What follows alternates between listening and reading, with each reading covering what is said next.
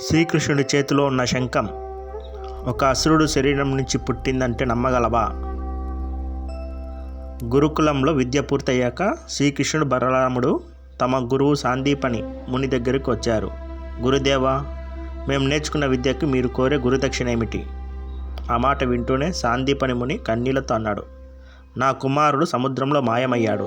అంతే. శ్రీకృష్ణుడు ఒక్క మాట కూడా మాట్లాడకుండా నేరుగా సముద్రంలోకి నడిచిపోయాడు. అక్కడ ఎదురయ్యాడు భయంకరమైన అసురుడు, పంచజనుడు, శంఖం రూపంలో నివసించే రాక్షసుడు. క్షణాల్లోనే శ్రీకృష్ణుడు అతన్ని సంహరించాడు. ఆ అసురుడి శరీరం నుంచే ఒక దివ్యమైన శంఖం వెలిసింది. కృష్ణుడు దాన్ని తీసుకొని తన చేతిలో పెట్టుకున్నాడు. అప్పటి నుంచి ఆ శంఖం పేరు పాంచజన్యం. ఆ శంఖ ధ్వని భయాన్ని కాదు, అధర్మానికి అంతాన్ని ప్రకటిస్తుంది. తరువాత గురువు కుమారుణ్ణి సురక్షితంగా తిరిగి తీసుకొచ్చాడు.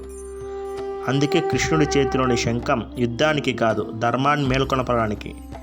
ఈ కథ నీ హృదయాన్ని తాకితే ఒక లైక్, షేర్, సబ్స్క్రైబ్ చేయండి.